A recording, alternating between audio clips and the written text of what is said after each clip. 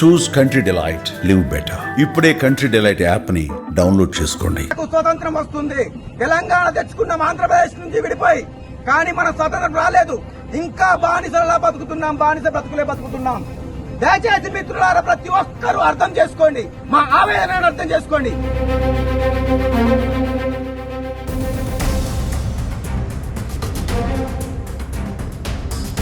సామాజిక స్పృహతో కార్యక్రమాలు చేపడుతున్న ప్రభుత్వంలో గానీ ప్రభుత్వ అధికారులలో ఏదైనా చలనం వచ్చిందా? కొన్ని సందర్భాలలో వస్తుంది మేడం.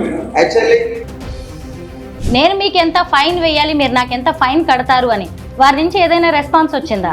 రాలేదు మేడం. నేను కూడా వస్తుందేమో అని వెయిట్ చేస్తున్నాను. మున్సిపల్ కమిషనర్ గారి దగ్గర నుంచో, లేకపోతే కలెక్టర్ గారి దగ్గర నుంచో, లేకపోతే పోలీస్ కమిషనర్ దగ్గర నుంచో నాకు ఫోన్ పే వస్తుందేమో అని ఆశపోతున్నాను.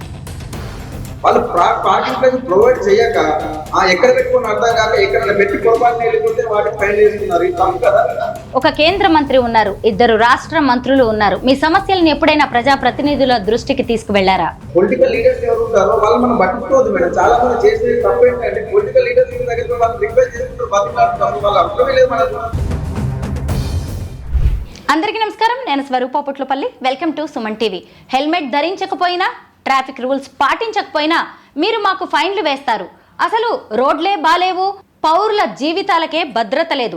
నేను మీకు ఎంత ఫైన్ వెయ్యాలి, మీరు నాకు ఎంత ఫైన్ కట్టాలి అంటూ ఏకంగా కరీంనగర్ జిల్లా కలెక్టర్ను, కరీంనగర్ జిల్లా ఎస్పీని ప్రశ్నిస్తున్నాడు ఓ భారతీయుడు.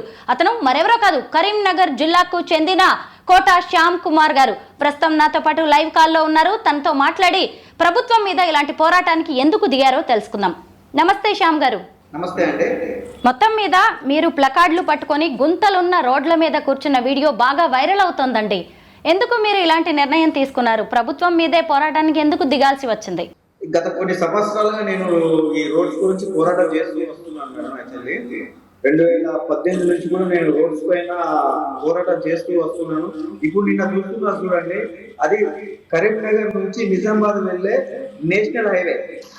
అంటే ఆ నేషనల్ హైవేలో సిటీలో ఉంటుంది. కరీంనగర్ బస్ స్టాండ్ నుంచి ఆల్మోస్ట్ 3-4 కిలోమీటర్ల దూరంలో ఉంటుంది. సిటీ మధ్యలో ఉన్న రోడ్ అది. అయినప్పటికీ కూడా గత కొన్ని సంవత్సరాలుగా ఆ రోడ్డును పట్టించుకున్న నాదుడు లేడు. ఏ మినిస్టర్ పట్టించుకోలేదు, ఏ పొలిటికల్ లీడర్ పట్టించుకోలేదు. అలాగే అని వాళ్ళు పట్టించుకోకపోయి కానీ అధికారులైనా పట్టించుకోవాలి కదా. ఎంతో మంది ఐఏఎస్ ఆఫీసర్లు వచ్చారు, ఐపీఎస్ ఆఫీసర్లు వచ్చారు, వాళ్ళు మారుతున్నారు, వీళ్ళు మారుతున్నారు తప్ప దీనికి పరిష్కారం చూపించాలని ఏ ఒక్క నాయకుడే ఆలోచించలేదు మేడం. అందుకే నేను చూసి చేస్తూ చెల్లించి నిన్న మేము అన్ని కడుతున్నాము, జిఎస్టీ కడుతున్నాము, బండి కొంటే రోడ్ ట్యాక్స్ కడుతున్నాము, మేము జీవించడానికి ప్రతి ట్యాక్స్ కట్టుకుంటూ వస్తున్నాము. అదే విధంగా ట్యాక్స్లే కాకుండా ఒకవేళ పొరపాటున మేము రోడ్డు మీదకి హెల్మెట్ మర్చిపోయినా, లేకపోతే సీట్ బెల్ట్ మర్చిపోయినా, లేదంటే రాంగ్ పార్కింగ్ లో పొరపాటున పెట్టాల్సిందే చూసిన పెట్టినా కూడా అన్నిటికీ మీరు ఫైన్ వేస్తున్నారే, అన్నిటికీ కూడా మేము ఫైన్ కట్టుకుంటూ వస్తున్నాము. కానీ మాకు సరైన రోడ్సే లేవు కదా, మీరు మాకెంత ఫైన్ కడతారని నిన్న నేను ప్రశ్నించడం జరిగింది.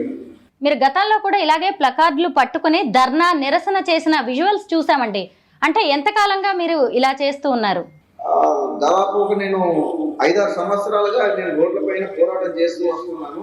సామాజిక స్పృహతో, సామాజిక కార్యకర్తగా నేను ప్రతి చోట కూడా రోడ్డు గురించి అయితేనేమి, గవర్నమెంట్ స్కూల్స్ అయితేనేమి, గవర్నమెంట్ హాస్పిటల్స్ అయితేనేమి, ప్రతి చోట నా దళాన్ని వినిపిస్తూ వస్తున్నాను. సామాన్య పౌరుడుగా ఏదైతే హక్కు ఉందో మనకు, అడిగే హక్కు, ప్రశ్నించే హక్కు, దాన్ని నేను యూజ్ చేసుకుంటూ ప్రతి ఒక్కరిని ప్రశ్నిస్తూ పరిష్కారం కోసం ఎదురు చూస్తూ ఉంటున్నాను మేడం. శ్యామ్ గారు, మీరు ఇన్ని రకాలుగా సామాజిక స్పృహతో కార్యక్రమాలు చేపడుతున్నా ప్రభుత్వంలో గానీ ప్రభుత్వ అధికారులలో ఏదైనా చలనం వచ్చిందా? కొన్ని సందర్భాలలో వస్తుంది మేడం. యాక్చువల్లీ అడగంటే అమ్మాయినా అన్నం పెట్టదు అనే సామెత ఉంది, అందరికి తెలిసిందే. అలాగే ప్రతి ఒక్కరు కూడా, ప్రతి ఒక్క యువకుడు కానివ్వండి, పెద్దవారు కానీ ఎవరైనా కూడా మన ఏరియాలో, మన కాలనీలో ఏదైనా రోడ్డు సమస్య కానీ, మున్సిపల్ సమస్య కానీ, ఎలాంటి సమస్య అయినా కూడా మీరు ప్రశ్నించాలి. ఫస్ట్ మీరు ప్రశ్నించండి. అధికారులు మీ రోడ్డు గురించి కానీ, మీ ఇంటి గురించి కానీ, మీ వ్యవస్థ గురించి కానీ పట్టించుకోరు. కాబట్టి మీరు ఫస్ట్ అడిగిన తర్వాతనే మనం అడిగి అలసిపోతే మాలాగా పోరాటం చేయాల్సి ఉంటుంది. మన చుట్టూ అనేక సమస్యలు ఉన్నాయి, మీరు గుంతలు పడ్డ రోడ్ల సమస్యని ఎందుకు ఎంచుకున్నారు? మెయిన్ గా మనం రోడ్డు మీద చాలా మంది యాక్సిడెంట్ అయి చనిపోతున్నారు మేడం. ఆ చనిపోవడం అనేది ఒక వ్యక్తి చనిపోవడం కాదు, ఒక కుటుంబం మొత్తం కూడా రోడ్డున పడడం. అంటే ఒక కుటుంబం మొత్తం కూడా ఒకరు చనిపోతే లేకపోతే యాక్సిడెంట్ అయ్యి కాలు చేతులు విరిగి మంచానికి అతుక్కపోతే ఒక ఫ్యామిలీ కుటుంబం అంతా కూడా నాశనం అయిపోతుంది మేడం. వాళ్ళ పిల్లల చదువులు కూడా అక్కడికి ఆగిపోతాయి. అందుకే నేను చెల్లించి ఇలాంటి పరిస్థితి ఎవరికి రావద్దు అనే ఉద్దేశంతో రోడ్లు కరెక్ట్ ప్రాపర్ గా ఉంటే అట్లీస్ట్ వాళ్ళు వెళ్ళేసి ఏదైనా వర్క్ చేసుకున్న బతుకాలనే ఉద్దేశంతో ఈ రోడ్స్ అనేది మెయిన్ కాన్సెప్ట్ గా తీసుకున్నాను. మీ భారతీయుడు అనే ట్యాగ్ లైన్ ఎందుకు పెట్టుకున్నారు? ప్రశ్నించే హక్కు. ఫస్ట్ నేను భారతీయుడు సినిమా చూసిన తర్వాత చాలా రోజుల తర్వాత కూడా నాకు అనిపించింది ప్రశ్నించాలంటే ఒక భారతీయులాగా ప్రశ్నించాలి. స్వతంత్ర సమరయోధుల కోసం పోరాడిన ఎంతో మంది మహానుభావుల యొక్క అది తీసుకున్నాను మేడం. అందుకే నేను ప్రశ్నించడం నేర్చుకొని భారతీయుడు పేరు పెట్టుకున్నాను. ఒక పౌరుడిగా మీరు ఏకంగా ఎస్పీ గారిని అలాగే జిల్లా కలెక్టర్ గారిని ప్రశ్నించారు, నేను మీకు ఎంత ఫైన్ వేయాలి, మీరు నాకు ఎంత ఫైన్ కడతారు అని. వారి నుంచి ఏదైనా రెస్పాన్స్ వచ్చిందా? రాలేదు మేడం. నేను కూడా వస్తుందేమో అని వెయిట్ చేస్తున్నాను. వాళ్ళు ఏమైనా ఫైన్ కడతారేమో అని నిన్న నైట్ 2 వరకు వెయిట్ చేశాను. నాకేమైనా phone pay commissioner, municipal commissioner గారి దగ్గర నుంచో లేకుంటే కలెక్టర్ గారి దగ్గర నుంచో లేకుంటే పోలీస్ కమిషనర్ దగ్గర నుంచో నాకు ఫోన్ పే వస్తుందేమో అని ఆశతో చూసాను. ప్రతి దానికి నేను ఫైన్ కట్టుకుంటూ వస్తున్నాను మేడం. నేను బ్రతకడానికి ఎన్నైతే ట్యాక్సులు కడుతున్నానో అదే విధంగా రోడ్డు ఎక్కితే ఏదైనా చిన్న పొరపాటుగా నేను మర్చిపోతే వాటికి కూడా ఫైన్స్ కట్టుకుంటూ వస్తున్నాను.